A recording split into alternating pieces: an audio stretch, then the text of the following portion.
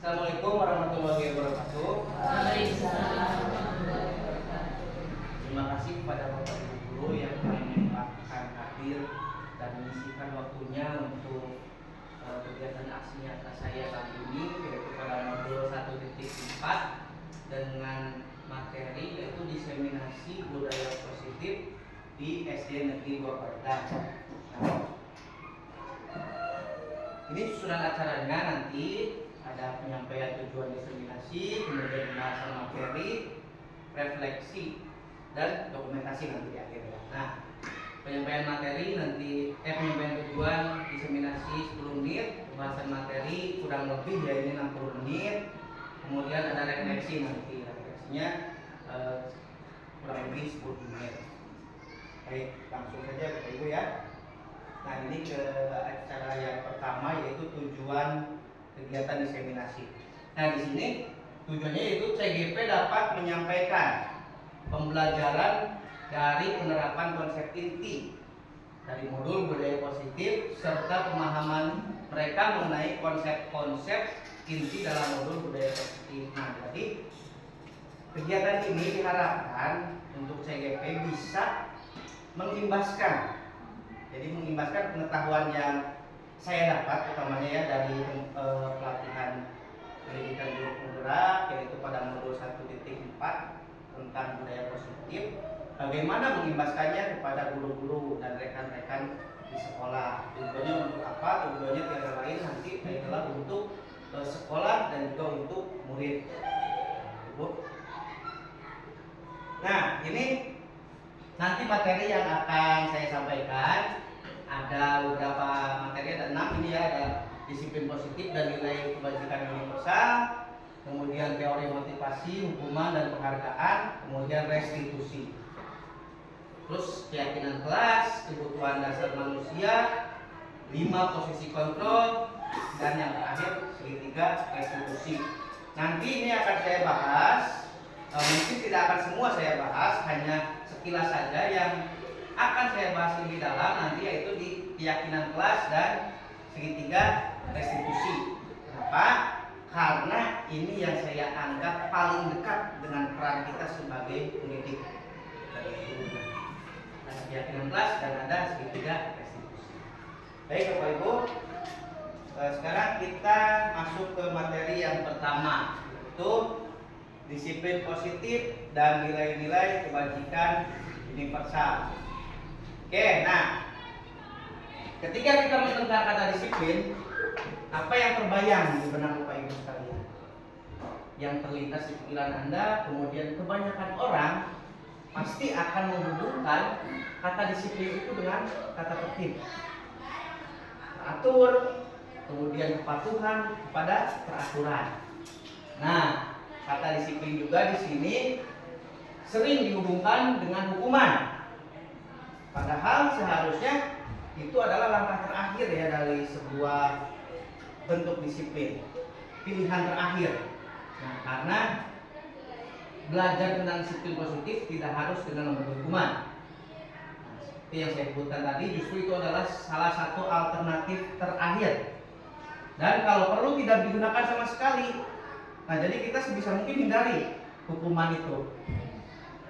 Kemudian dalam budaya kita, makna kata disiplin menjadi sesuatu yang dilakukan seseorang pada orang lain untuk mendapatkan kepatuhan. Kita cenderung menghubungkan kata disiplin dengan ketidaknyamanan. Nah, jadi disiplin itu upaya kita untuk memaksa seseorang agar patuh terhadap kita ya, terhadap diri kita. Contohnya, kita memerintahkan si A untuk melakukan senam. Meskipun orang tersebut tidak suka, tapi karena dia disiplin dan harus patuh, nah itu menjadi bentuk kepatuhan dari orang lain kepada diri kita. Nah, di sini ada makna disiplin yang dibuatkan oleh Ki Hajar Dewantara dan juga diperkuat oleh Diane Gorsen, di mana kedua pakar pendidikan mengartikan bahwa disiplin sebagai bentuk kontrol diri, yaitu belajar untuk kontrol diri agar dapat mencapai suatu tujuan yang mulia. Tujuan mulia di sini mengacu pada nilai-nilai atau prinsip-prinsip mulia yang dianut seseorang. Nah, ini nilai-nilai ini kita namakan sebagai nilai kebajikan universal. Nah, jadi bentuk disiplin itu tujuan utamanya adalah tentang nilai-nilai kebajikan universal. Baik Bapak Ibu, untuk lebih memahami, coba Bu Yuli sama Bu Linda berperan. Coba Bu Yuli kepalkan tangannya. Kepalkan tangan. Bayangkan seakan-akan di kepalan tangan Bu Yuli itu terdapat sesuatu benda yang sangat paling berharga menurut Ibu Yuli. Ya, apa saja yang dianggap oleh Ibu Yuli itu sangat berharga. Nah, kemudian Ibu Linda coba berusaha membuka kepalan tangan Ibu Yuli dengan cara apapun boleh, silakan. Boleh dengan cara memaksa, membujuk, ya. Nah, begitu ya. Jadi tadi Bu Yuli ini Mas 5 kilo. Kata Bu Yuli. Bu Linda tadi berusaha dengan cara membujuk, memaksa ya bahkan tadi. Nah, di sini siapa yang berperan untuk dapat membuka kepala tangan Bu Yuli? Bu Yuli sendiri. Berarti diri kita sendiri ya yang mempunyai kontrol. Nah, begitu juga disiplin Bapak Ibu. Disiplin itu dapat dilakukan atas kontrol diri kita sendiri. Kita bisa melakukan budaya disiplin ini apabila terdapat keinginan dari kita sendiri. Sama seperti tadi yang dilakukan oleh Ibu Yuli.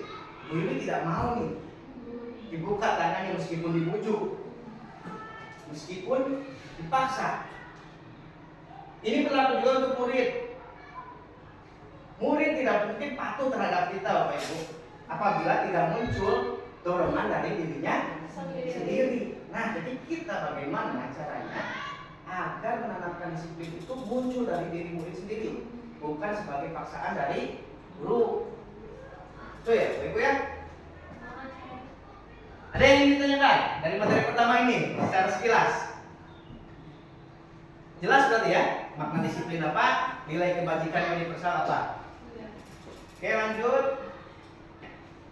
Nah, yang kedua, teori motivasi, hukuman, penghargaan, dan restitusi.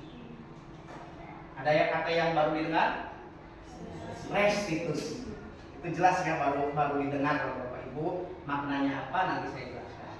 Nah, sini dalam menjalankan peraturan sekolah, bila mana ada suatu pelanggaran, tentunya sesuatu harus terjadi. Tindakan terhadap suatu pelanggaran pada umumnya berbentuk hukuman.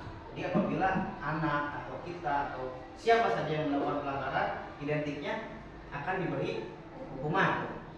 Dalam materi ini akan diperkenalkan program disiplin positif yang dinamakan restitusi. Nah, jadi apabila ada pelanggaran tidak harus dengan hukuman, bisa dalam bentuk restitusi.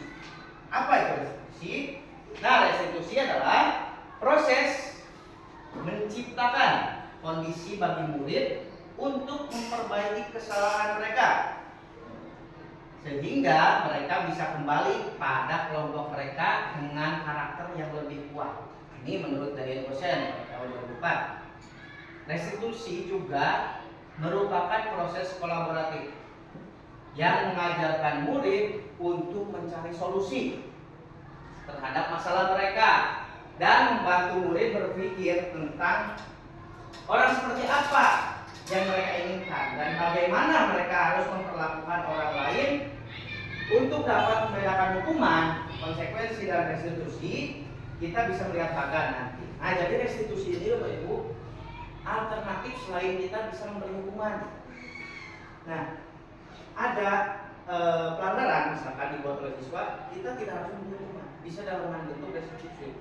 Bagaimana restitusi? Nah, restitusi ini memperbaiki kesalahan murid sehingga mereka bisa kembali pada kelompok mereka. Itu intinya.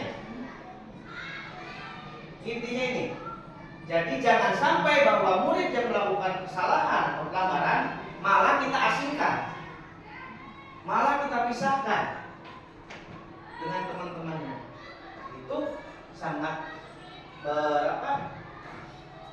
berbeda dengan prinsip restitusi. Nah, baik, kita lihat bahkan untuk lebih jelasnya, Bapak Ibu. Jadi berbalikan anak intimidasi. Ya, nah ini ada identitas gagal, yaitu kalau murid melakukan pelanggaran, kita memberi hukuman. Hukuman itu dampaknya nanti seperti apa ini? Sesuatu menyakitkan bagi murid. Jelas ya, apabila kita menghukum murid, coba lari, push up, atau nyanyi, pasti ada bentuk ada perasaan sakit di murid itu, baik itu secara psikologis atau psikis ya, pasti murid merasa sakit. Kalau konsekuensi, tadi kan ada hukuman, penghargaan, konsekuensi dan restitusi. Nah, kalau konsekuensi, sesuatu itu harus terjadi. Restitusi merupakan pilihan. Nah, ini identitas sukses. Kemudian identitas gagal yang kedua, murid kalau diberikan hukuman itu akan tidak nyaman. Tidak nyaman untuk murid, baik itu jangka waktu yang panjang. Kalau konsekuensi sama, tidak nyaman juga untuk murid, tapi dalam waktu yang pendek. Itu konsekuensi. Nah, apabila restitusi, ini dampaknya akan menguatkan murid dalam waktu yang panjang. Ya. Kalau dalam hukuman, murid menjadi korban dan pasti jelas akan mendapatkan keadilan. Kalau konsekuensi, korban bisa diabaikan. Kalau restitusi, korban akan mendapat ganti. Nah, korban akan mendapat ganti kalau restitusi. Banyak juga yang di sini Bapak Ibu, kalau hukuman itu perilakunya pasif agresif. Kemudian kalau konsekuensi, penguatan hanya bertahan dalam jangka waktu yang pendek. Nah, ini masih banyak. Untuk lebih jelasnya nanti saya bagikan ini bagian ini. Nah, ini berdasarkan bagian tadi, kita bisa menyimpulkan bahwa hukuman itu bersifat tidak terencana atau tiba-tiba. Murid tidak tahu apa yang akan terjadi dan tidak dilibatkan. Hukuman bersifat satu arah dari pihak guru yang memberikan, dan murid hanya menerima. Suatu hukuman tanpa melalui suatu kesepakatan atau pengarahan dari pihak guru, baik sebelum atau sesudahnya, hukuman yang diberikan bisa berupa fisik maupun psikis. Murid disakiti oleh suatu perbuatan atau kata-kata. Nah, jadi ini biasanya hukuman itu munculnya secara tiba-tiba. Murid melakukan pelanggaran, kemudian kita memberi hukuman. Hukuman itu pasti akan langsung kita berikan secara tiba-tiba. Apakah murid bisa menolak? Tidak ya. Pasti murid mengikuti. Wah Pak, Alif itu mau mungkin gitu murid. Lalu kita kasih hukuman pasti nurut murid.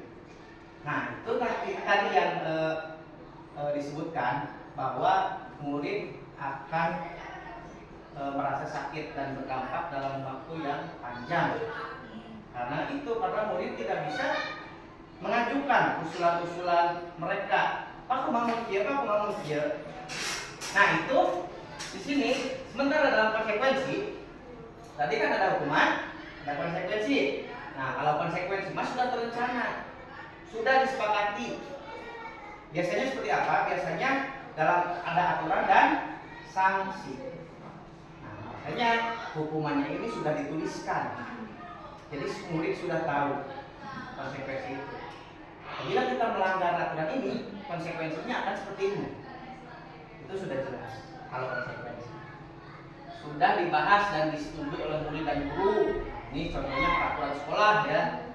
Umumnya bentuk konsekuensi dibuat oleh pihak guru atau pihak sekolah, dan murid sudah mengetahui sebelumnya konsekuensi yang akan diterima bila ada pelanggaran. Pada konsekuensi murid tetap dibuat tidak nyaman. Jadi sama, intinya hukuman dan konsekuensi tetap murid tidak nyaman untuk jangka waktu yang pendek. Tapi kalau konsekuensi, kalau tadi hukuman jangka waktu yang panjang dampaknya, kalau konsekuensi itu jangka waktu yang pendek. Konsekuensi biasanya diberikan berdasarkan suatu data, umumnya dapat diukur. Misalnya setelah 3 kali tidak melaksanakan tugas dengan batas waktu yang diberikan, murid melakukan kegiatan di luar kegiatan pembelajaran, misalnya mengobrol, maka murid tersebut akan kehilangan waktu bermain dan harus menyelesaikan tugas karena ketinggalannya. Peraturan dan konsekuensi yang mengikuti ini sudah diketahui sebelumnya oleh murid. Sikap guru di sini senantiasa memonitor. Jadi guru hanya memonitor, mengingatkan. Kalian sudah melanggar aturan ini, kalian harus begini. Murid juga pasti akan setuju karena sudah tahu hukumannya seperti apa, konsekuensinya seperti apa apabila melanggar aturan tersebut. Nah, sampai sini.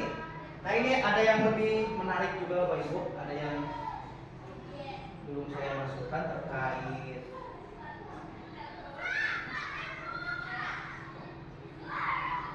teori motivasi hukuman, penghargaan dan retribusi ya. Di sini saya juga sangat tertarik ya dengan materi hukuman ini, yaitu tentang dihukum dengan penghargaan. Jadi penghargaan juga Bu, Bapak Ibu, ini penghargaan tidak bagus ya sebenarnya kalau kita sering memberikan penghargaan.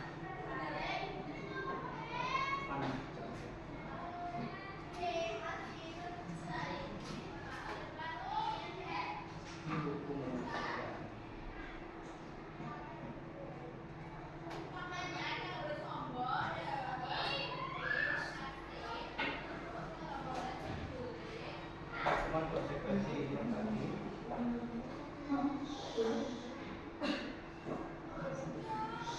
Oh ya, ini Bapak Ibu, coba kita bisa, ini ada kuis ya, ada kuis.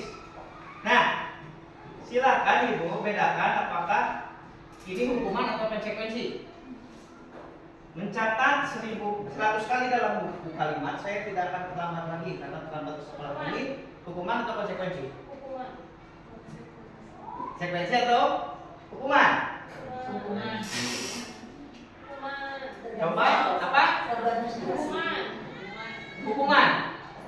Coba hukuman. Konsekuensi ya, mulai ini sanksi. Ini sanksi. Nah, yang kedua, coba lihat. Lari mengelilingi lapangan basket 2 kali karena terlambat tadi di sekolah. Hukuman? Ya, betul. Ini termasuk hukuman. Nah, kemudian membersihkan coretan yang dibuatnya di meja tulis. Konsekuensi hukuman. Konsekuensi. Ya, betul. Ya. Murid diminta push up 15 kali karena tidak menggunakan masker. Hukuman. Kenapa? Tiba-tiba. Karena tiba-tiba. Terus hukumannya tidak berhubungan kan? Tidak berhubungan dengan masker. Apa? Jadi hukuman. Ya, betul. Menggantikan kertas tugas teman yang telah dicoret-coret. Hukuman konsekuensi. Hukuman. Hukuman. Yang konsekuensi kenapa? Ya, berarti. Karena jawaban mendapat ganti. Kuncinya itu ya tadi kalau konsekuensi. Nah, kemudian berjemur di lapangan basket pukul 12 siang karena mengobrol dengan teman. Ini jelas ya. Daripada keturunan. Murid diminta bertelanjang kaki sepanjang hari karena tidak menggunakan sepatu warna hitam sesuai dengan peraturan sekolah. Hukuman konsekuensi. Sanksi, konsekuensi atau hukuman? Hukuman. Oh. Hukuman ya. Seberapa itu di mana, Bre? Kita coba hukuman ya. Ah,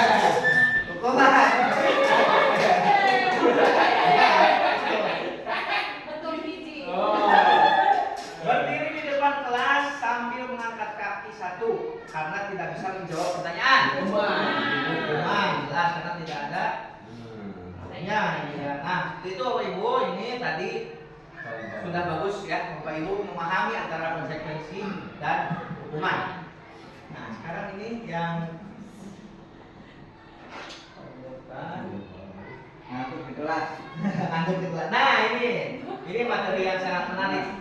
Ya, Bapak Ibu ini dihukum oleh penghargaan. Nah, baik penghargaan maupun hukuman adalah cara mengontrol perilaku seseorang yang menghancurkan potensi untuk pembelajaran yang sesungguhnya. Kenapa? Ini coba lihat di sini pengaruhnya. Pengaruh jangka pendek.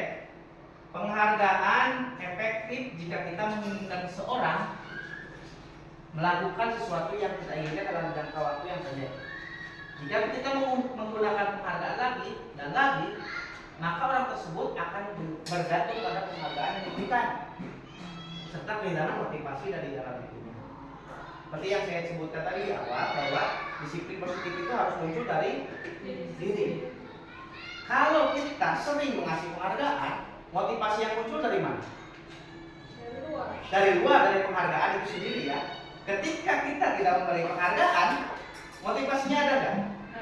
Tidak ya. Nah, ini jadi kita jangan bergantung pada penghargaan. Ya. Jika murid kita mengharapkan murid melakukan A, nanti ibu kasih ini, nanti bapak kasih ini, jelas pasti murid akan melakukannya. Tapi dasarnya apa, dorongannya apa? Itu tadi penghargaan, bukan dari dalam diri murid itu sendiri. Penghargaan tidak efektif. Penghargaan adalah suatu benda atau peristiwa yang diinginkan dibuat dengan persyaratan. Tadi ada persyaratan-persyaratannya, seperti yang saya contohkan, bahwa silakan kamu melakukan ini, nanti bapak kasih ini. Itu tidak efektif ya. Jika siswa mengharapkan suatu penghargaan dan tidak mendapatkannya, muncul rasa kecewa dari murid tersebut. Ya, contohnya, silakan kalian kerjakan tugas ini. Nanti peringkat 1, 2, 3 akan bapak kasih hadiah. Murid semangat ya, menggebu-gebu mengerjakan tugas tersebut. Yang menang hadiah peringkat 1, 2, 3 akan senang. Bagaimana dengan yang lain? Dengan yang tidak mendapatkan hadiah. Sedangkan dia berharap, dari awalnya berharap murid tersebut bahwa wah saya ingin mendapatkan hadiah tersebut. Tapi hasilnya dia tidak mendapatkan. Muncul rasa kecewa. Ya. Ini tadi tidak efektif. Kemudian penghargaan juga merusak.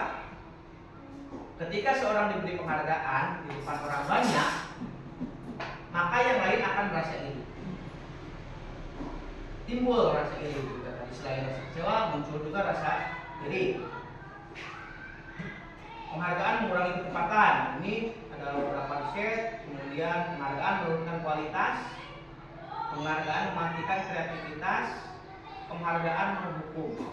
Ini penghargaan menghukum mereka yang tidak mendapatkan penghargaan. Tadi disebutkan bahwa yang mendapatkan penghargaan pasti akan senang.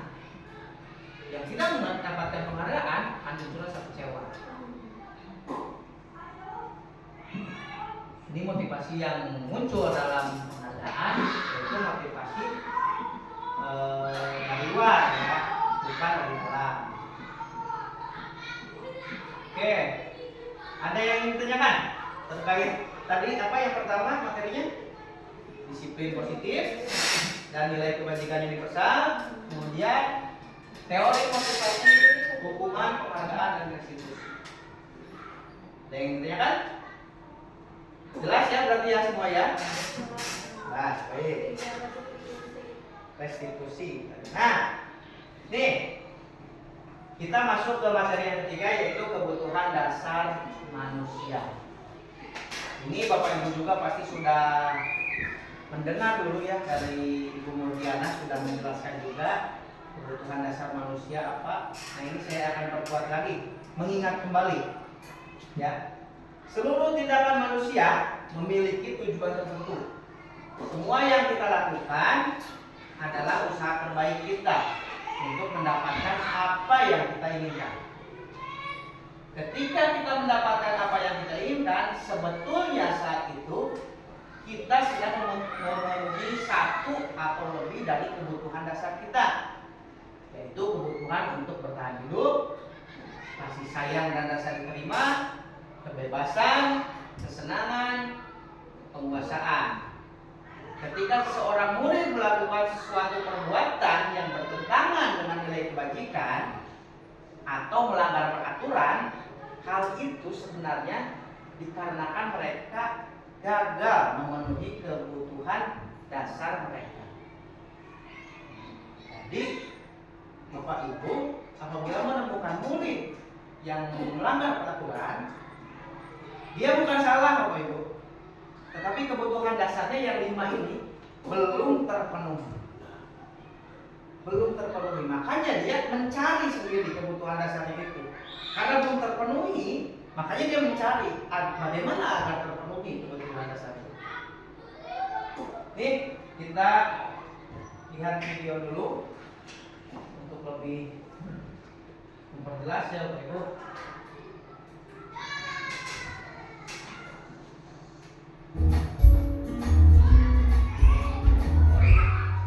Silakan simak. Dan bekerja, ibu dan bapak guru hebat untuk membangun budaya sekolah yang positif dengan lingkungan yang aman dan mendukung murid untuk menjadi pribadi yang berdaya, seimbang, dan bahagia.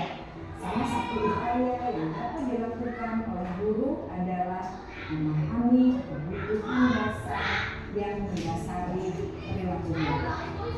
Pada video kali ini, kita akan membahas tentang 5 kebutuhan dasar manusia.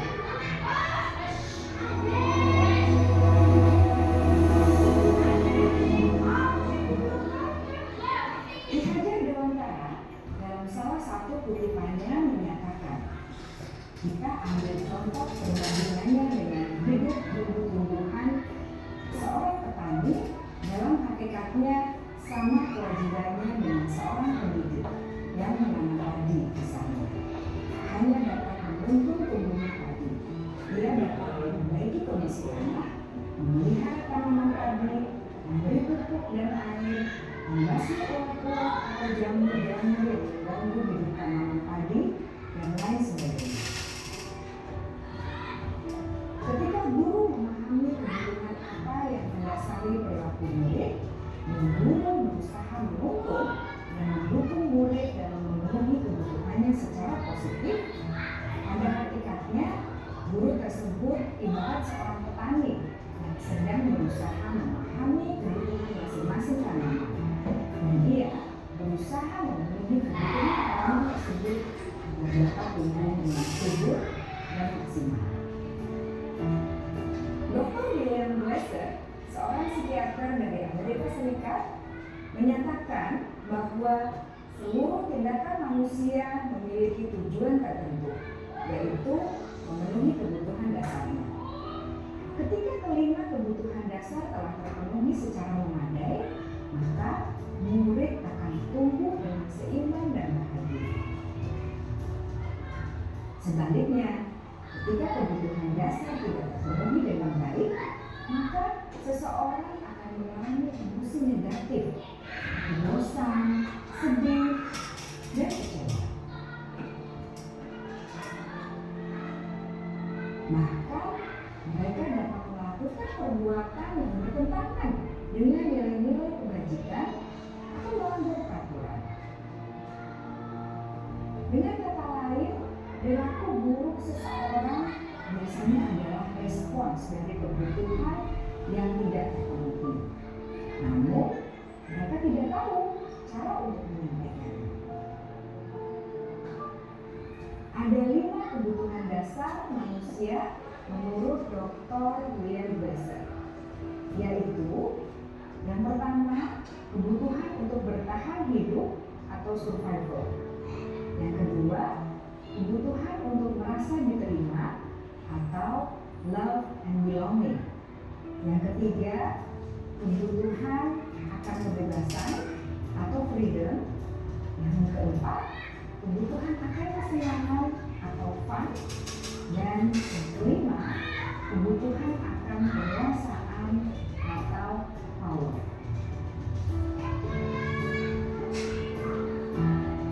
Kebutuhan dasar yang pertama adalah kebutuhan yang bersifat fisiologis untuk bertahan hidup atau survival. Misalnya, kesehatan, rumah, dan makanan. Kebutuhan biologis sebagai bagian dari proses reproduksi termasuk kebutuhan untuk tetap bertahan hidup. Kebutuhan untuk merasa aman juga termasuk dalam kebutuhan ini.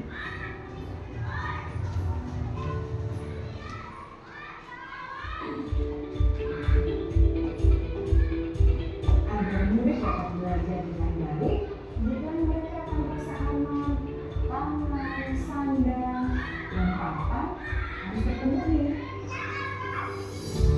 Bagaimana mungkin mereka dapat belajar dengan baik bila mereka datang ke sekolah dengan perut yang lapar atau bila rumah mereka kebanjiran?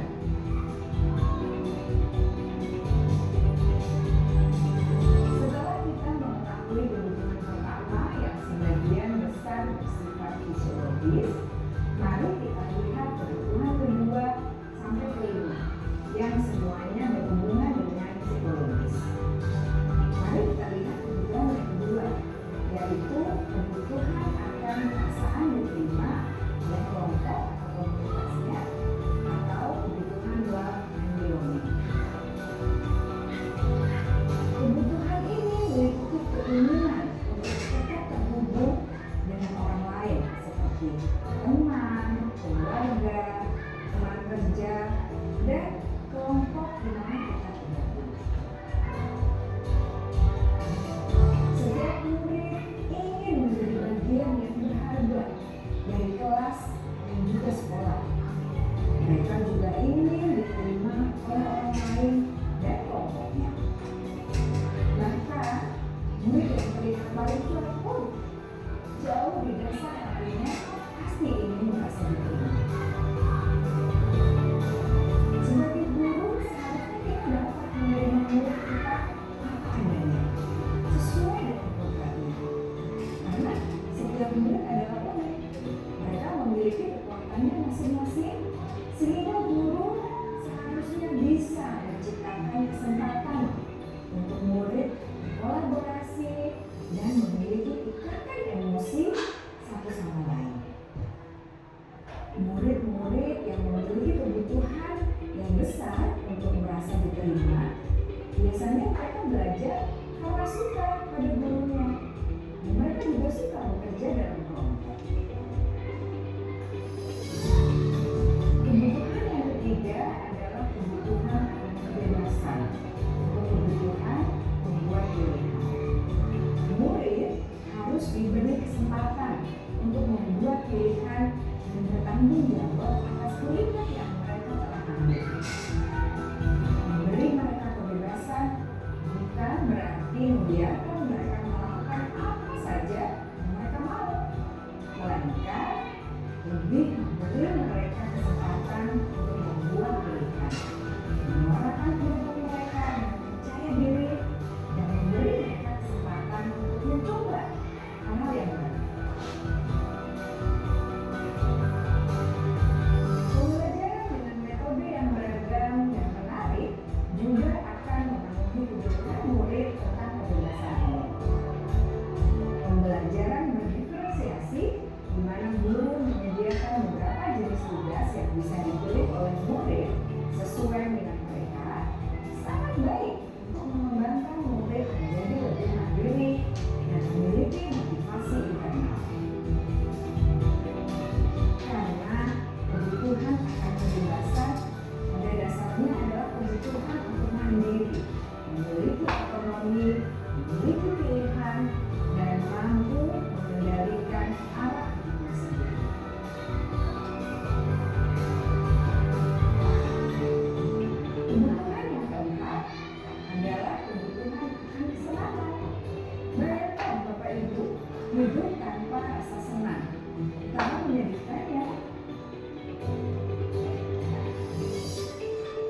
Belajar menghubungkan kebutuhan akan kesenangan dengan belajar. Jangan sepelekan kebutuhan murid untuk merasa sangat ikhlas. Sebagai guru, jangan ragu-ragu untuk dengan sengaja memasukkan kegiatan yang menyenangkan dalam kelas. Murid-murid dengan kebutuhan dasar kesenangan yang tinggi ingin menikmati apa yang mereka lakukan. Mereka juga konsentrasi tinggi saat mengerjakan hal-hal yang disenangi.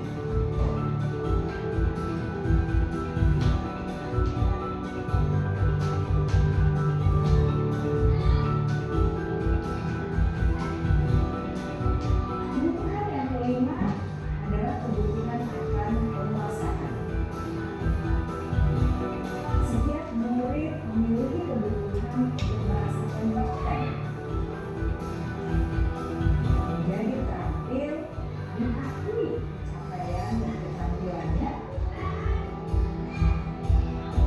menggunakan, bisa membuat dampak dan pengaruh, dan memiliki rasa harga diri.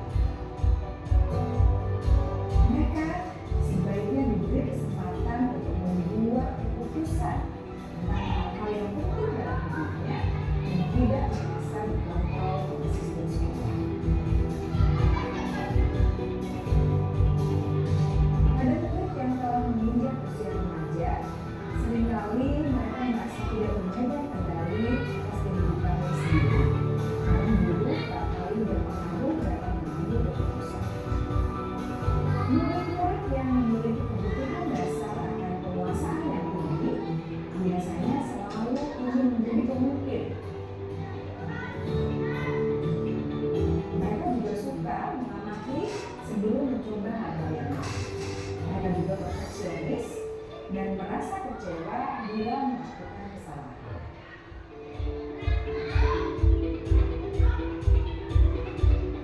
Ibu dan bapak guru sangatlah penting bagi kita untuk mengetahui kebutuhan dasar murid-murid agar kita memahami alasan di balik sikap dan tingkah laku mereka. Bila murid berperilaku buruk atau melanggar peraturan sehingga tindakannya tidak sesuai dengan yang diwajibkan, maka guru harus mencari tahu alasan yang mendasari tindakan tersebut dan kebutuhan apa yang dilakukan. Melalui percakapan dengan guru dalam pendekatan disiplin positif, murid dapat diajak untuk bersikap efektif dalam mengenali kebutuhan-kebutuhan yang berusaha mereka penuhi dan mendasari tindakan mereka. Jika guru mengabaikan perilaku murid, maka perilaku tersebut akan berpengaruh pada suasana kelas yang kurang kondusif dan akan berpengaruh pada tujuan dari pendidikan itu sendiri. Ibu bapak guru hebat, mari kita menjadi guru yang lebih baik dengan memahami kebutuhan dasar murid-murid kita dan senantiasa memimpin mereka untuk menjadi pribadi yang berdaya, seimbang, dan bahagia. Salam dan bahagia, ibu dan bapak guru hebat.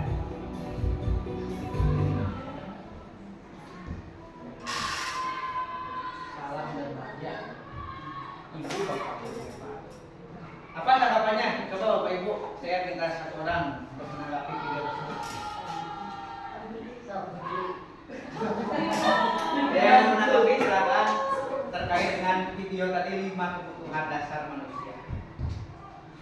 Ada yang ingin menanggapi atau memberikan tanggapannya bahwa oh, ternyata begitu ya kalau misalkan murid Ibu. anak Tapi kayak nyambut-nyambut nih kali ya Nah. ya. Assalamualaikum warahmatullahi wabarakatuh. Waalaikumsalam. Terima kasih kepada Iqbal yang telah memberikan kesempatan ke Ibu. Mudah-mudahan Ibu bisa membantu menjelaskan ataupun mencari solusi. Jadi dari penjabaran video tadi memang kalau kita sebagai guru bisa memaknai yang 5 tadi itu benar-benar guru hebat. Pertama, kita tahu apa yang dibutuhkan siswa, kemudian tahu siswa kurang kasih sayang dari lingkungan, dari orang tua atau dari teman. Kemudian apalagi sifat kepemimpinannya, Penguasaan. egonya itu ada juga. Jadi lengkap disebut anak itu unik. Nah, tadi kebetulan ini pas pisang banget atau bahkan mudah-mudahan Pak Iqbal bisa menjawab, membantu solusinya.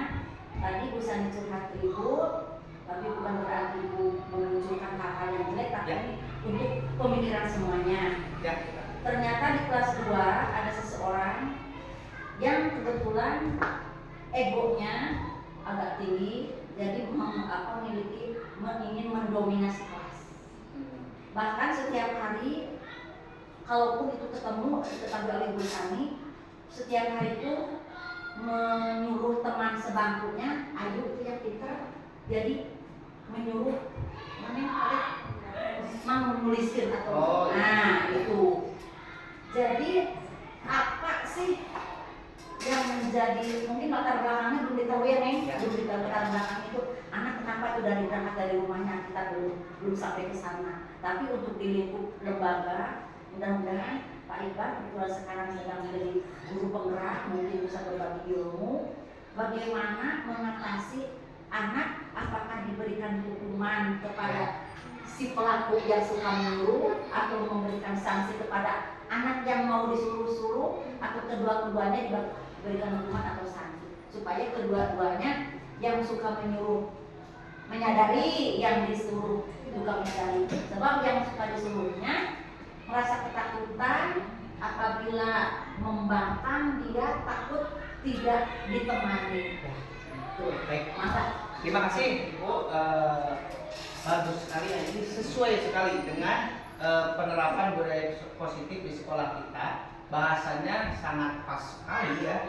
Atas permasalahan tersebut adalah ada siswa yang ingin mengatur temannya, kemudian suka menyuruh temannya untuk mengerjakan tugas ya. Nah, itu tadi yang dibahas tadi, kita harus bisa memahami dulu kebutuhan dasar yang belum terpenuhi oleh anak tersebut apa. Dari 5 kebutuhan itu apakah tadi, nah ini kebutuhan bertahan hidup, penguasaan, kesenangan, apakah dia senang atas dasar senang untuk melakukan kegiatan tersebut, atau anak itu ingin merasa bebas. Oh, biasanya di rumahnya ini diatur segala rupanya nih. Ketika masuk ke sekolah, nah dia ingin bebas mengekspresikan dirinya sendiri. Atau kurangnya kasih sayang yang bisa diterima oleh keluarganya atau oleh lingkungannya, sehingga dia siswa tersebut melakukan perbuatan menyuruh teman untuk melakukan untuk menjalankan tugas. Atau juga bertahan hidup. Nah ini cara untuk mengetahuinya bisa tadi dengan melakukan refleksi bersama murid tersebut. Jadi kita bisa ngobrol dengan murid tersebut, dan nanti juga ada salah satu cara Bapak Ibu yang nanti akan dibahas di materi yang terakhir, yaitu dengan segitiga restitusi. Nah itu sangat efektif sekali untuk menyelesaikan permasalahan yang tadi. Asal syaratnya apa? Nah nanti kita bahas ya. Ini sangat berkaitan ya, bagus sekali. Terima kasih Bu atas penontonnya. Baik ya, jelas ya. Nah, ini kemudian masuk ke materi yang selanjutnya, yaitu 5 posisi kontrol. Jadi saat kita mengontrol murid atau berhadapan dengan murid, memberikan hukuman atau melakukan konsekuensi atau restitusi, itu kita mempunyai 5 posisi kontrol. Yang pertama, kita berperan sebagai penghukum. Yang kedua, kita berperan pembuat merasa bersalah. Kemudian sebagai teman, pemantau atau manajer. Ini kita bisa tonton lagi video.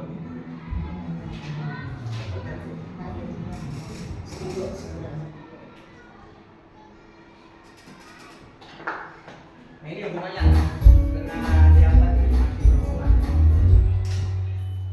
Salam bahagia Ibu dan Bapak positif restitusi, salah satu program yang dikenakan adalah 5 posisi kontrol. 5 posisi kontrol dalam restitusi adalah proses perjalanan seorang pendidik agar dapat mengenali dirinya. Pada video kali ini, kita akan membahas tentang 5 posisi kontrol yang dikenakan oleh Diane Gosser dan contoh penerapannya.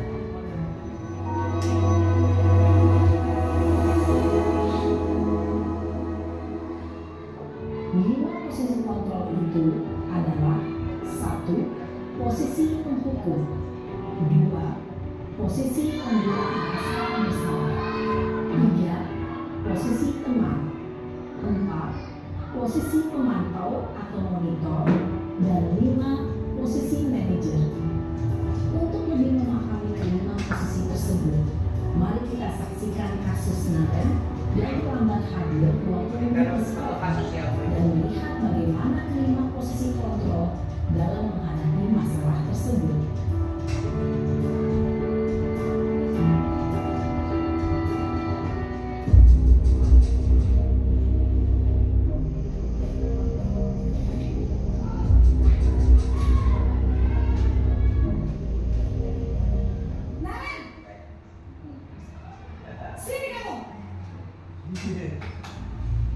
Selamat pagi, Bu. Selalu terlambat. Kamu deh, pasti terlambat. Maaf, Bu. Saya Apa? Apa coba? Alasan kamu apa lagi? Kapan sih kamu tidak terlambat? Malas sekali ya kamu jadi anak. saya Dasar pemalas. Gak kapok-kapok sih kamu. Sudah berapa kali terlambat? Sana, kamu keliling lapangan basket 2 kali. kenapa saya harus keliling lapangan basket, Bu? Kenapa? Kamu melawan ibu. Berani-beraninya jawab. Sudah terlambat, masih berani jawab pula. Sekarang, keliling lapangan basket 5 kali sekalian. Biar kapok. Cepat. Pergi sana ke lapangan basket. Posisi penghukum biasanya berbicara dengan nada tinggi, menghardik, menunjuk-nunjuk, menyakiti, dan menyindir. Hukuman bisa berupa fisik maupun psikis. Ibu dan bapak guru hebat. Dampak yang terjadi pada murid ketika guru berada pada posisi penghukum adalah murid cenderung akan memberontak, bahkan menyimpan dendam.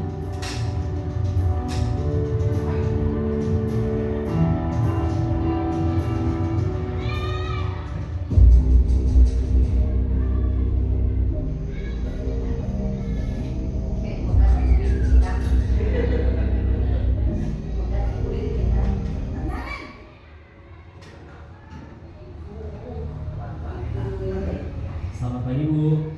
Naren. Kamu kenapa terlambat lagi, nak? Ya Tuhan, Naren. Kamu senang ya bikin ibu susah ya? Kalau kamu terlambat lagi, nanti ibu yang ditegur bapak kepala sekolah, nak. Disangka ibu tidak bisa membina kamu. Duh, gimana ini? Maaf, Bu. Duh, Gusti Naren. Kamu sudah ibu ditegur bapak kepala sekolah. Terus, sekarang ibu harus tulis apa yang di buku absen? Ini kamu sudah sering terlambat loh. Ibu harus apa coba? Maaf, Bu. Maaf sekali.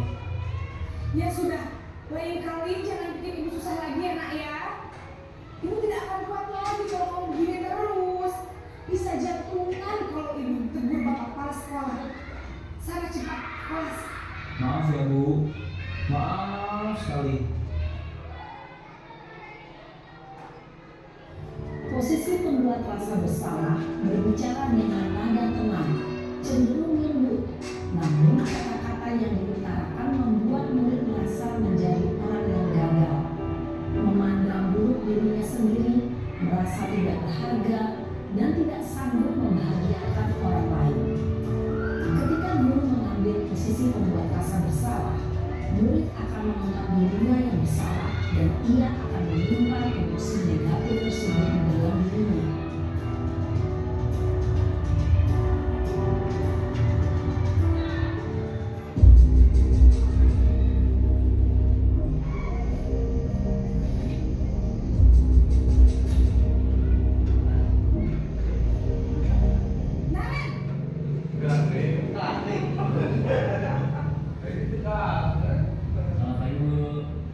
Wah, sudah jam berapa ini nak?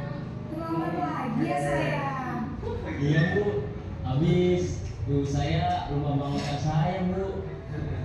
Kamu malah menyalahkan ibu kamu. Kamu bukannya anak yang larinya paling kencang. Kok terlambat sih? Iya Bu, saya memang terlambat bangun tadi. Jadi biarpun saya lari kencang, tetap gak kesenjang Bu. Ya sudah sana. Nanti lain kali larinya lebih kencang lagi ya. Biar gak terlambat lagi. Bikin senang ibu. Demi ibu. Bisa kan? Bisa lah Bu. Ya sudah sana masuk kelas. Ibu beresin urusan absen kamu. Kamu ini ada-ada saja. Dalam posisi teman, guru berbicara dengan nada suara ramah, akrab, cenderung bersenda gurau untuk menjaga suasana tetap santai. Murid akan merasa senang, aman, dan akrab dengan guru. Identitas yang tercipta adalah identitas sukses atau berhasil. Namun, ini ingat, karena ini masih dorongan eksternal, maka ada faktor ketergantungan dari murid kepada orang tertentu. Di sini guru aksennya, sehingga di lain waktu murid bisa berperilaku baik, namun hanya kepada orang-orang tertentu saja.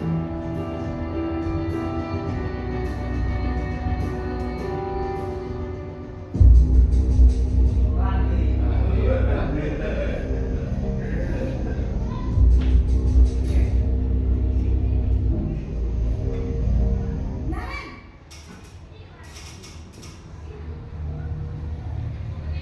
Selamat pagi Bu. Naren, apa peraturan sekolah kita tentang jam berapa kita harus masuk sekolah, nak? Kita harus di sekolah jam 7 Bu.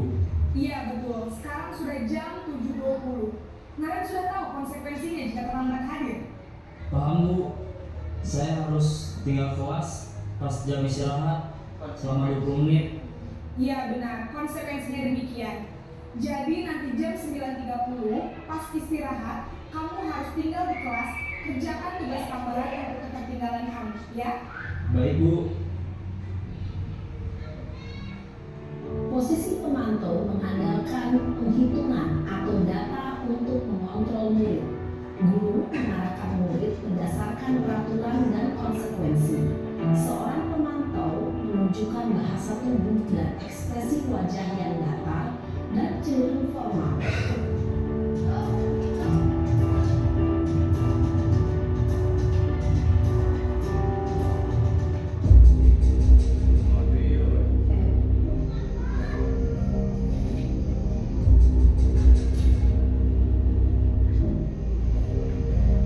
Naren,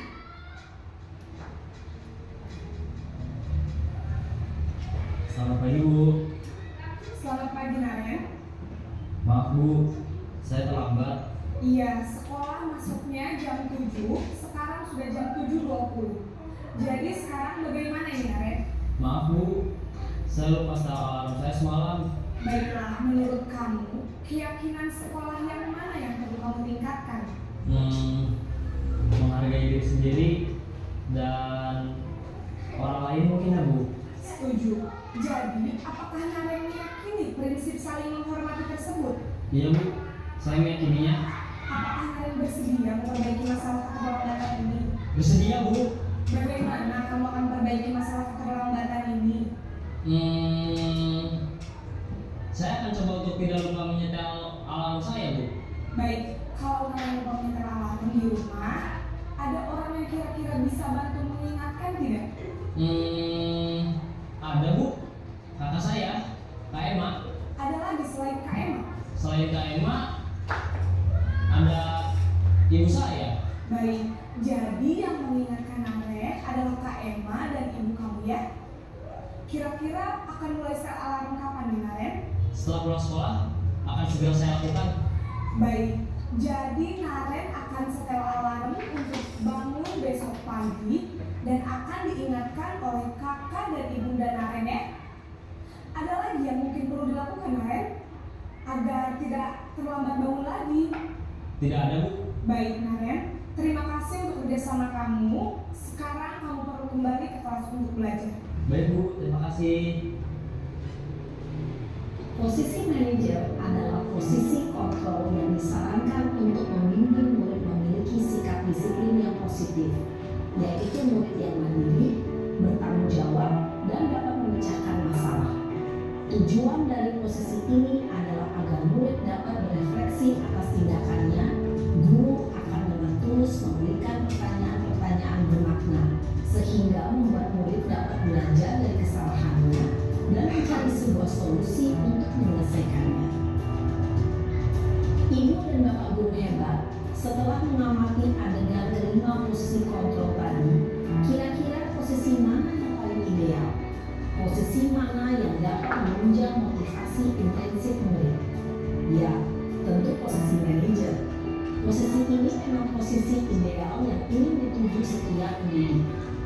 Pada posisi inilah, guru dapat menerapkan disiplin positif yang berpihak pada murid, yang memerdekakan murid. Perjalanan seorang pendidik tentunya tidak mudah untuk sampai pada posisi seorang manajer.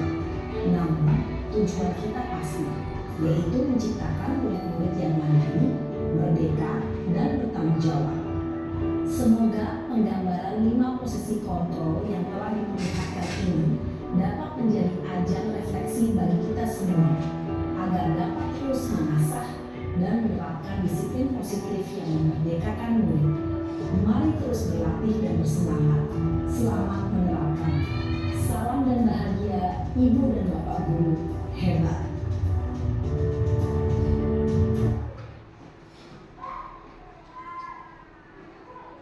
Oke, baik. Menurut video tadi, apa posisi yang paling baik katanya Bapak Ibu? Posisi manajer. Karena dalam posisi ini murid dibantu untuk bertanggung jawab terhadap perilakunya sendiri dan memecahkan masalah ya. Tadi kasus Naren tadi itu dia terlambat kenapa? Alasannya apa? Kemudian guru hanya memberikan pertanyaan-pertanyaan agar si murid dapat memecahkan masalahnya sendiri. Nah, itu yang disebut restitusi juga, Ibu. Jadi posisi restitusi untuk restitusi posisi yang paling cocok adalah posisi manajer. Tapi tidak jarang Bapak Ibu kita selama ini ada pada posisi penghukum, ya, penghukum. Kadang juga ada sebagai teman. Nah, itu tadi disebutkan dalam video. Memang tidak mudah untuk menuju pada posisi manajer ini, tapi kita sebagai guru harus bisa, ya, harus bisa mengaplikasikan posisi diri kita sebagai manajer pada murid. Jelas ya Bapak Ibu? Jelas? Lanjut. Nah, ini yang sangat penting, sekali dan dekat sekali ini kaitannya dengan Bapak Ibu guru, ya, di sekolah kita atau di kelas nantinya. Ini sangat sekali bermanfaat. Nah, masuk pada materi yang selanjutnya, yaitu keyakinan kelas. Mengapa keyakinan kelas, bukan peraturan kelas? Ada yang ingin coba menjawab? Keyakinan kelas, kenapa tidak peraturan saja, peraturan kelas? Betul, ya, betul sekali, tepat sekali Ibu. Karena kalau keyakinan kelas tadi, kita mengingat nilai-nilai kebajikannya saja, bukan aturannya. Kalau di aturan tertulis, jangan datang terlambat, datang ke sekolah harus pukul 7 misalkan, itu peraturan ya. Kalau keyakinan kelas, kenapa kita tidak boleh datang terlambat? Nilainya itu yang diingat. Jadi kalau kita tidak datang terlambat, tentunya untuk meningkatkan disiplinan, ya, disiplin atau menghargai orang lain. Itu nilai-nilai itu yang harus ada dalam keyakinan kelas. Itu perbedaannya Bapak Ibu, kenapa tidak peraturan kelas. Nah, ini mengapa kita memiliki peraturan tentang penggunaan helm pada saat mengendarai kendaraan roda 2? Jawabannya adalah untuk keselamatan. Dibuat peraturan helm, jawabannya untuk keselamatan. keselamatan. Mengapa kita memiliki peraturan tentang penggunaan masker dan mencuci tangan setiap saat? Jawabannya adalah untuk kesehatan. Nah, ini yang disebut peraturan. Yang ini keyakinan. Jadi bedanya itu, Ibu. Kalau yang ini peraturan, saat mengendarai motor harus menggunakan helm. Itu peraturan. Keyakinannya apa? Ini. Jadi itu bedanya antara keyakinan dan peraturan kelas. Keyakinan kelas atau peraturan kelas. Nah, ini bedanya. Nah, nilai-nilai keselamatan atau kesehatan yang ini, keselamatan atau kesehatan, yang kita sebut sebagai suatu keyakinan. Itu nilai kebajikan yang disepakati baik itu secara tersirat maupun tersurat, terlepas dari suku, negara, bahasa maupun agama. Seperti yang sudah disampaikan sebelumnya bahwa nilai-nilai kebajikan pada keyakinan seorang akan lebih memotivasi diri dari dalam. Seorang akan tergerak dan bersemangat untuk menjalankan keyakinannya daripada sekedar mengikuti serangkaian aturan. Jadi aturan itu biasanya dilanggar ya Bapak Ibu. Kebanyakan aturan itu dilanggar. Berbeda kalau keyakinan. Kalau kita yakin, kalau kita sudah yakin nih, seperti yang dicontohkan tadi, kita mau pakai helm dah supaya selamat, bukan mengikuti aturan, agar selamat di jalan. Jadi kita pakai helm. Nah itu keyakinan itu yang harus ditekankan. Jadi bukan aturannya. Apa sih aturan? Kita tidak mengikuti aturannya, kita mengikuti maknanya. Makna memakai helm yaitu untuk keselamatan. Itu yang ditekankan. Ibu seharusnya bukan aturannya. Jadi ini sama juga di kelas, Bapak Ibu. Di kelas juga perlu ada keyakinan kelas. Perlu ada keyakinan kelas yang harus disepakati oleh semua siswa. Kalau keyakinan sekolah berarti disepakati oleh seluruh siswa atau guru yang ada di sekolah.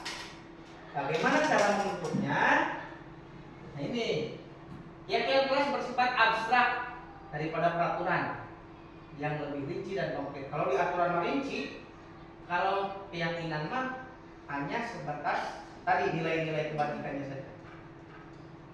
Keyakinan kelas berupa pernyataan universal, atau tadi menghargai orang lain, keselamatan atau disiplin. Itu. Pernyataan keyakinan kelas senantiasa dibuat dalam bentuk positif.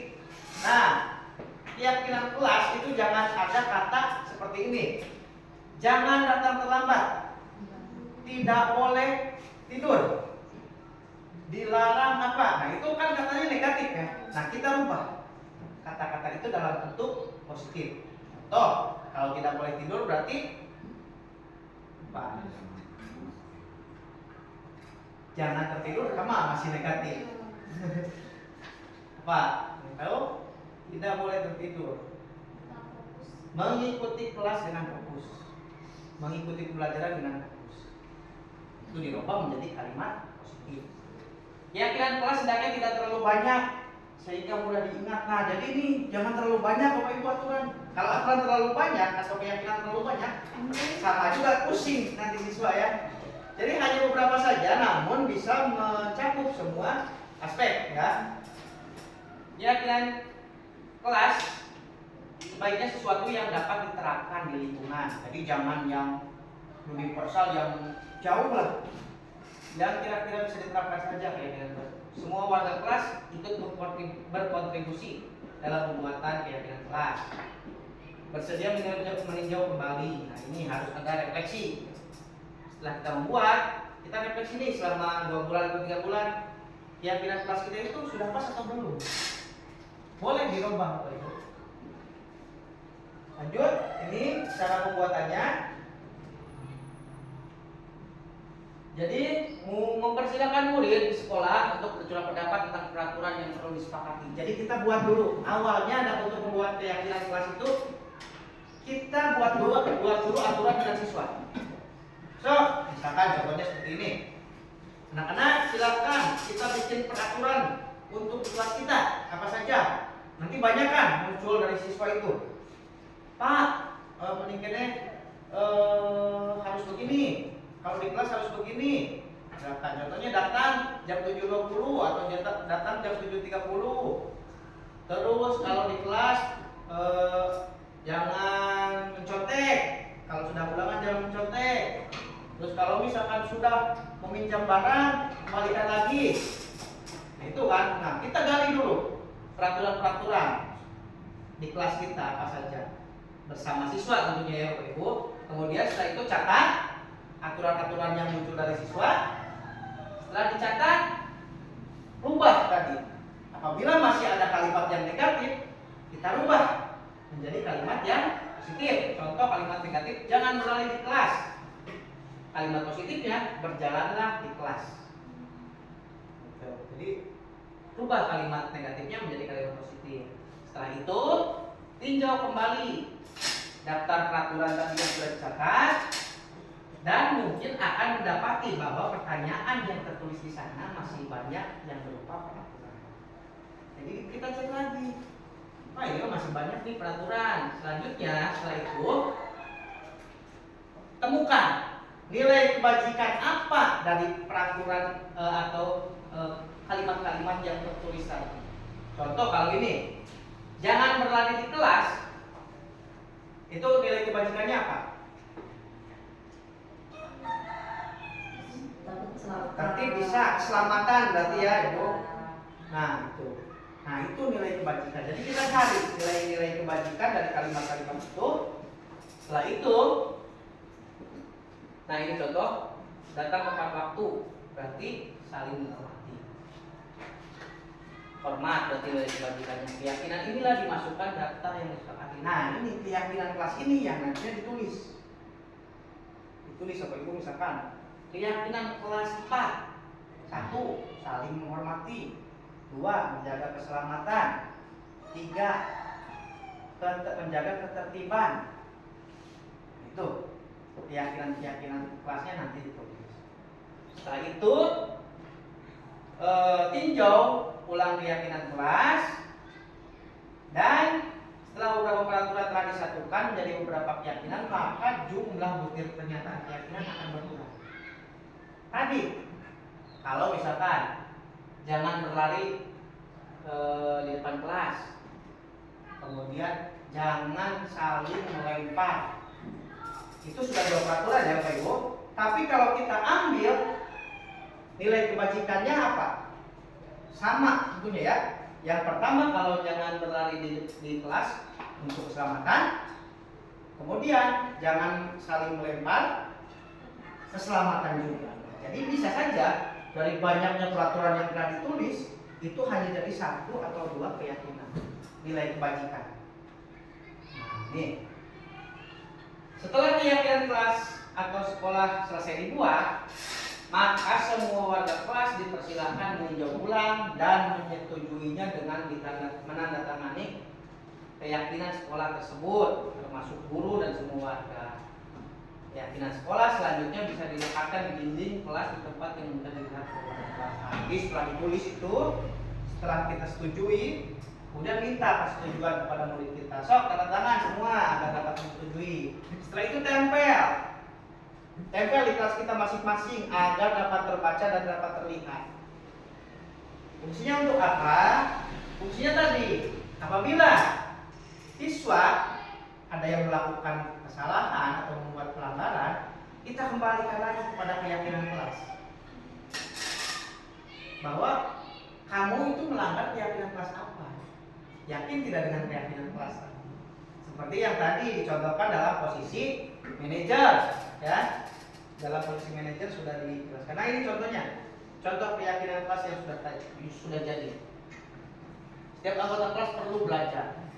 Setiap anggota kelas perlu senang. Setiap anggota kelas perlu melakukan tugas. Nah, apabila ada yang tidak senang, siswa tidak senang, kita bisa tanya ke siswanya. Kenapa kita senang? Dan kesepakatannya keyakinan kelasnya kita harus senang.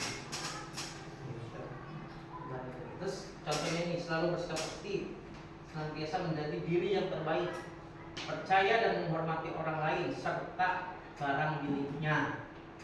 Nah ini seperti ini contohnya Bapak Ibu keyakinan kelas ini. Ini kalau keyakinan kelas 7 ini sudah lebih kompleks ya, hormat, bekerja, diterima dan dimiliki. Jadi ketika siswa melanggar aturan ini, kita bisa memberikan konsekuensi dengan cara restitusi tadi, memposisikan diri kita menjadi manajer. Nah, ini yang terakhir, segitiga restitusi. Segitiga restitusi. Cara ini yang disarankan untuk menyelesaikan masalah murid. Tentunya apa? Kita harus membuat keyakinan kelas dulu. Segitiga restitusi ini, langkah yang pertama adalah menstabilkan identitas yang bawah ini. Ini menstabilkan identitas. Kemudian cara yang kedua, validasi tindakan yang salah. Yang ketiga, menanyakan keyakinan. Keyakinan, jadi tetap kuncinya kita harus membuat dulu keyakinan kelas yang disepakati. Nah ini apa? Kita semua akan melakukan yang terbaik yang bisa kita lakukan. Jadi apabila kita menemukan siswa yang mendapati masalah, kita jangan langsung memvonis bahwa kamu itu bersalah, kamu itu. Seperti yang dilakukan tadi di kelas Ibu Sani, ada siapa namanya Ibu?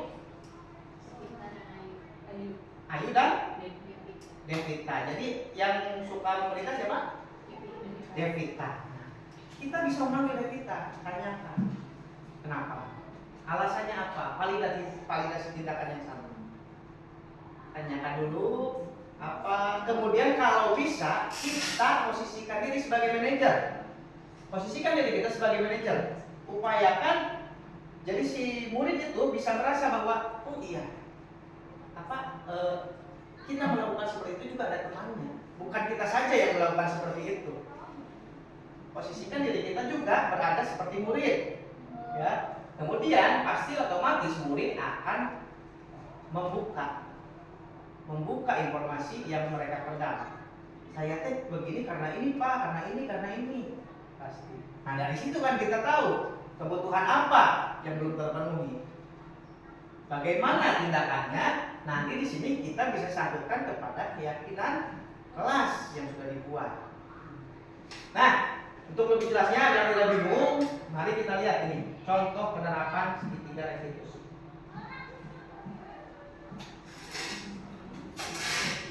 Ini yang terakhir ya Bapak Ibu, sangat penting sekali. Salam dan bahagia Ibu dan Bapak guru hebat. Pada video kali ini kita akan membahas tentang salah satu program studi positif yang dilakukan di lingkungan sekolah yang dikenal dengan nama restitusi.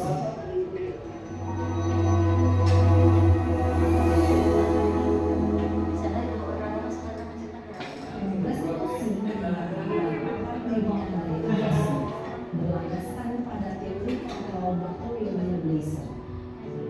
Segitiga restitusi adalah suatu proses dialog yang dijalankan oleh guru atau orang tua agar dapat menghasilkan murid yang mandiri dan bertanggung jawab.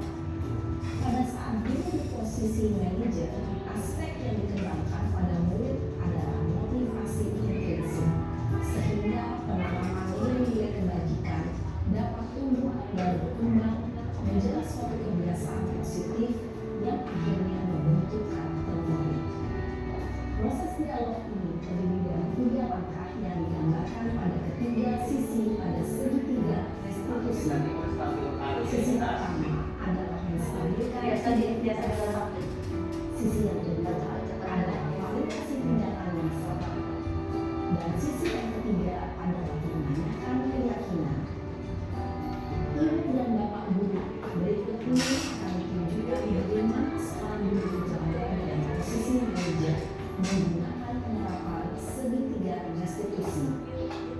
Nah ini contohnya ya. Bisa dilihat.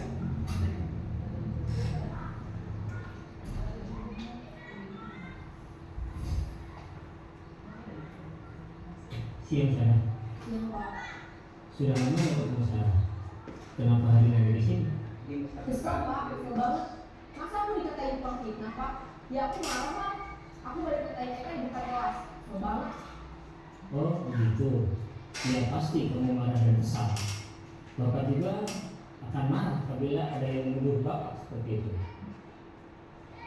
Kemudian pada saat itu kamu mau melakukan apa? Ya saya langsung matain Eka lah Pak. Kesel banget. Saya bentak-bentak dia depan teman-teman lain. Oh begitu. Pasti kamu melakukan seperti itu karena suatu alasan tertentu kan? Iya lah, saya diam aja Pak. Ya saya bela diri lah. Masa saya dituduh tukang fitnah? Ya wajar lah. Mempertahankan harga diri itu sesuatu yang penting buat kamu. Untung kamu tidak lebih gegabah lagi. Hanya membentak-bentak. Iya Pak. Untung saya masih bersabar dan hanya membentak saja. Sudah gemes padahal. Saya pasti bela diri lah. Ya pasti ya. Tapi kamu memilih untuk tetap bertahan dan bersabar. Kamu memilih untuk tidak berbuat lebih parah lagi kan? Iya. Nah, sekarang coba kita lihat lagi tindakan kamu yang bentak-bentak Eka di kelas. Tindakan kamu itu kira-kira sesuai dengan keyakinan kelas atau prinsip kamu tidak? Enggak lah Pak. Capek Pak jadi pemarah. Jadi keyakinan atau prinsip mana yang kurang sesuai dengan keinginan kamu? Ya, saya sebenarnya sangat menghargai orang lain.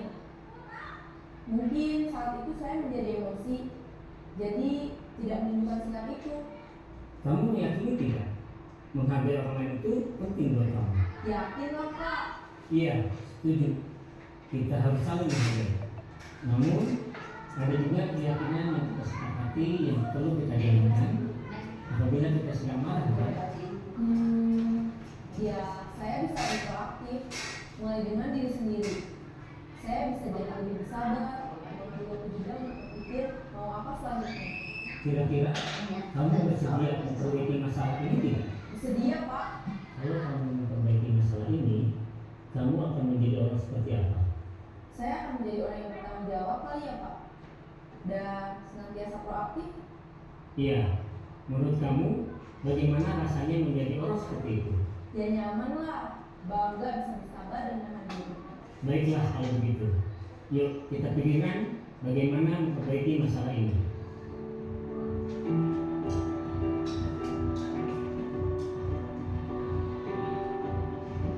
Ibu dan Bapak guru hebat. Baru saja kita menyaksikan contoh bagaimana seorang guru berada dalam posisi manajer menggunakan penerapan segitiga restitusi. Mari kita bahas satu persatu. Pada sisi pertama, menstabilkan identitas berdasarkan pada prinsip bahwa membuat kesalahan adalah bagian dari proses pembelajaran. Prinsip pertama dari segitiga ini berperan menggeser identitas murid dari identitas gagal ke identitas sukses. Murid yang sedang bertingkah laku yang tidak pantas atau menarik diri saat itu sedang mengalami identitas gagal. Bila kita mengkritiknya, maka posisinya tidak akan berubah. Kita bisa mengajukan pernyataan-pernyataan ini. 1. Membuat kesalahan sesuatu yang wajar. 2. Manusia tidak ada yang sempurna. 3. Kita bisa memperbaiki masalah ini. 4. Saya tidak menanyakan kesalahannya. Saya lebih fokus bagaimana memperbaiki masalah ini. 5. Apakah saat ini kamu tengah menjadi orang yang baik untuk dirimu sendiri? Pada sisi kedua, validasi tindakan yang salah berlandaskan pada prinsip bahwa setiap perilaku berupaya memenuhi suatu kebutuhan tertentu. Guru yang telah memahami teori kontrol akan bergeser dari pemikiran stimulus sistem menjadi proaktif dan mencoba untuk mengenali tujuan dari perilaku murid, mengenali dan mengakui kebutuhan murid ini dapat memperbaiki hubungan dengan murid tersebut. Pernyataan atau pertanyaan bisa disampaikan dengan nada suara tidak menghakimi atau memojokkan, sehingga dapat mengendalikan murid pada posisi positif. 1. Kamu bisa saja bertindak lebih gegabah lagi dari ini. 2. Kamu bisa melakukannya tanpa suatu alasan tertentu.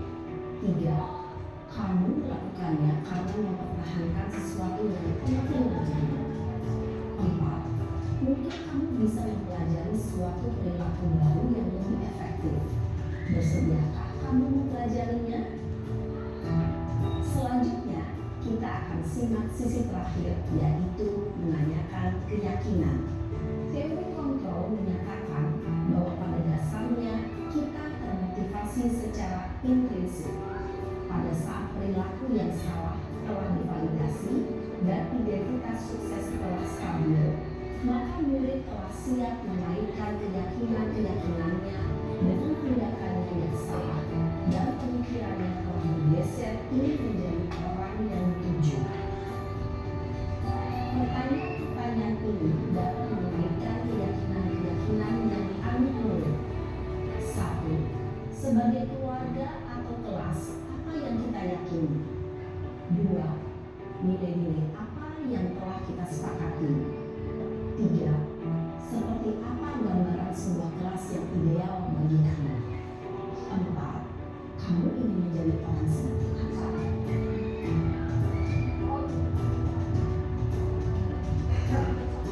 Dalam menerapkan segitiga restitusi, perlu diperhatikan beberapa hal, yaitu 1. Perilaku yang salah perlu dikaitkan dengan nilai-nilai atau keyakinan-keyakinan yang telah disepakati atau dituju. 2. Kesediaan orang yang melakukan kesalahan untuk memperbaiki masalah. 3. Pemecahan masalah sebisa mungkin relevan atau memiliki hubungan dengan masalah yang ada. 4. Usaha. Perlu adanya suatu usaha perbaikan dari pihak yang membuat kesalahan. 5. Waktu. Perlu mengidentifikasikan waktu dan pihak yang membuat kesalahan. Tanyakan kapan akan mulai dilakukan usaha untuk memperbaiki masalah. Dengan memahami struktur penerapan segitiga restitusi, diharapkan guru dapat menerapkan posisinya sebagai manajer dengan mengajukan pertanyaan-pertanyaan bermakna yang dapat membuat murid menjadi lebih percaya diri, bertanggung jawab, dan mandiri. Nah, Ibu Bapak Guru, perlu tidaknya mengikuti ketiga tahapan dalam segitiga restitusi bergantung pada ringan beratnya suatu permasalahan. Misalnya, bila permasalahan tersebut ringan, maka tidak perlu dijalankan secara berurutan. Bahkan bisa semudah menanyakan apa keyakinan yang kita sepakati. Dengan menjalankan segitiga restitusi, dengan mengajukan pertanyaan-pertanyaan bermakna, diharapkan murid menjadi lebih kuat secara pribadi, dapat membuka wawasan murid agar dapat menyelesaikan permasalahannya sendiri, semakin percaya diri, mandiri, dan merdeka. Salam dan bahagia, Ibu Bapak Guru hebat. Oke, baik Bapak Ibu. Ini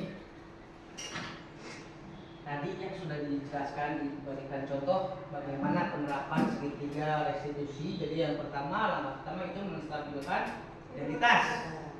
Jadi mengembalikan siswa dari posisi gagal, identitas gagal ke identitas sukses. Jadi kita stabilkan dulu identitasnya Bapak Ibu. Jangan langsung menanyakan keyakinan kelas apabila masalahnya kompleks, ya. Tapi apabila permasalahannya ringan, murid misalkan sudah bisa stabil, sudah bisa diajak bicara dengan baik, kita bisa langsung masuk ke sini tadi. Nah, kalau kita lihat bahwa murid masih emosi tuh seperti tadi di video, masih menggebu-gebu emosinya, kita stabilkan dulu identitasnya. Setelah kita masuk stabil identitas, kemudian masuk ke tahap yang kedua, yaitu validasi tindakan yang salah. Tanyakan di sini tuh kebutuhan dasar apa yang, atau kita bisa menggali kebutuhan apa sih ini yang belum terpenuhi oleh murid ini. Apakah rasa aman tadi, penguasaan, kebebasan, terkait dengan 5 kebutuhan dasar tadi. Nah, jadi kita bisa gali di sini. Setelah ketemu permasalahan dan alasannya, kemudian kita bisa masuk ke tahap selanjutnya, yaitu menanyakan keyakinan. Nah, di sini perlunya tadi bahwa kita harus membuat dulu keyakinan kelas. Siap ya Bapak Ibu? Nanti di sini berarti Bapak Ibu diminta atau dituntut untuk dapat menerapkan materi yang saya sampaikan tadi. Di antaranya yaitu yang pertama apa tadi? Disiplin positif. Kemudian yang kedua, teori motivasi, hukuman, konsekuensi, dan penghargaan. Yang ketiga, belum. 5 kebutuhan dasar manusia. Terus 5 posisi kontrol. Kemudian keyakinan kelas, dan yang terakhir segitiga restitusi. Nah, itu 2 yang terakhir, keyakinan kelas dan segitiga restitusi, ini sangat diharapkan diterapkan di kelas Bapak Ibu ya. Nanti kalau bisa di kelas itu Bapak Ibu buat keyakinan kelasnya dan tempelkan. Nah, nanti saya lihat juga ya Bapak Ibu ya, sudahkah membuat atau belum keyakinan kelas tersebut. Karena fungsinya buat apa? Ini tidak akan terjadi, tidak akan berjalan apabila belum ada keyakinan. Oke, baik, terima kasih Bapak Ibu. Sudah masuk ke materi yang terakhir. Apakah ada yang ingin ditanyakan? Atau ya silakan, Pak Arif. Ini mau tanya, kelas saya kan akan itu masuknya ke apa dan solusinya bagaimana? Ya. Jadi ada seorang siswa yang kalau kita kasih tugas itu selalu jawabnya misalnya Ya. di buku modul, tolong ini kerjakan halaman ini, ditulis di apa Mas? Kenapa suruh nulis? Biar sama-sama Bapak bisa merasakan nulis kesel gitu. Oh ya. Ya. Baik, selalu begitu. Jadi ketika murid diberikan tugas, bahwa si murid tersebut malah berbalik kepada gurunya ya Pak ya, supaya gurunya itu dapat merasakan apa yang dikerjakan oleh murid tersebut. Nah, baik. Nah, itu kan sudah ketemu ya alasannya tadi Pak Arif. Kenapa? Pak Arif sudah menanyakan kenapa? Karena agar Bapak bisa merasakan apa yang saya kerjakan gitu ya. Nah, itu kita kaitkan, tinggal kita cari lagi tadi ke 5 kebutuhan dasar manusia. Kebutuhan apa itu yang belum terpenuhi? Apa tadi ya Pak? Coba. Nah, apakah tentang penguasaan atau dasarnya kesenangan, kebebasan, kasih sayang dan rasa diterima, atau bertahan hidup? Bisa saja kalau menurut saya ya Bapak, itu masuk ke kasih sayang dan rasa diterima. Kenapa? Karena murid merasa ingin diterima oleh guru. Bisa saja ketika di rumah atau di kelompoknya bahwa si murid itu mengerjakan itu tidak diterima atau tidak dihargai oleh teman-temannya, oleh keluarganya. Nah, makanya si murid itu pengen diterima nih, dihargai, bahwa keberadaannya itu dianggap ada di sini gitu. Makanya kemudian si murid tersebut bagaimana berupaya agar dapat perhatian dari guru. Nah, bisa saja masuk ke sini, atau bisa juga ke penguasaan. Kalau penguasaan berarti rasa ingin dihargai, bahwa dia memiliki pengetahuan. Tapi kalau ini rasanya tidak mungkin ya Pak ya, karena muridnya juga belum mengerjakan tapi sudah menyuruh mengikuti gurunya, bahwa agar Bapak merasakan juga apa yang saya rasakan, artinya seperti itu ya Pak. Nah, kalau bertahan itu ini hubungannya dengan psikis. Kalau ini Kayaknya seneng tuh psikologis. Nah, bisa juga Bapak, bisa juga masalah itu kebutuhan akan kesenangan. Bisa saja dorongan apa? Saya mah senang, membutuhkan kesenangan. Nah, jadi dan bisa kembalikan lagi ya. Bisa kembalikan lagi kita ke 5 kebutuhan dasarnya apa yang belum terpenuhi. Kalau sudah itu diketahui, kita bisa validasi. Nah, makanya pentingnya tadi keyakinan kelas. Jadi kita harus membuat dulu keyakinan kelas. Jadi kita bisa menanyakan lagi ke siswa, keyakinan kelas apa yang kamu langgar atau kamu belum yakini sehingga kamu melakukan itu. Mungkin yang Bapak semoga tidak puas ya. Semoga Pak Arif tidak puas, karena kenapa? Kalau puas pasti tidak akan mencari lagi ya. Ya, nanti tidak akan mencari bahan lagi ya. Baik, ada lagi yang ingin tanyakan atau ingin memberikan pendapat? Cukup? Baik ya Bapak Ibu, jadi tadi harapannya apa? Bapak Ibu dapat apa? membuat keyakinan kelas dan menerapkan segitiga. Baik, terima kasih ya Bapak Ibu. Terima kasih atas perhatiannya. Mohon maaf apabila ada salah kata yang saya ucapkan. Dari Ibu ada refleksi atau masukan? Cukup Bu? Ya, Mbak. Terima kasih Pak Iqbal dengan pengetahuan yang sangat padat, singkat dan padat. Ini mudah-mudahan bisa diterima oleh teman-teman guru, juga diaplikasikan di kelasnya masing-masing. Apa yang kita terima hari ini bisa dimaksimalkan di kelas, terutama tentang tata tertib. Tadi yang banyak sekali tata tertib diramu sehingga menjadi satu keyakinan, sehingga keyakinan itu bisa berakar di hati anak didik kita. Mudah-mudahan kita cara menyampaikannya ke anak dengan cara tadi pendekatan yang manajer yang sangat mendasar pendekatannya nanti. Jadi membuat keyakinan itu jangan asal kita yakinnya dia tidak boleh. Tetap harus ada kesepakatan kelas seperti yang Ibu Linda dan Ibu Yuri di PFM, Ibu garis bawahi sebagai refleksi dinamika di kelas itu sama kesepakatan di kelas. Terima kasih. Assalamualaikum warahmatullahi wabarakatuh. Terima kasih Ibu Kepala, bagus sekali tadi ya. Jadi harapan dari sekolah kita sama seperti yang diharapkan dari program pendidikan guru bergerak tadi, bagaimana sekolah kita mengaplikasikan budaya positif, menerapkan budaya positif di sekolah. Salah satu caranya yaitu tadi dengan membuat keyakinan kelas dan menerapkan segitiga restitusi dan memposisikan diri kita sebagai manajer. Terima kasih. Assalamualaikum warahmatullahi wabarakatuh. Waalaikumsalam.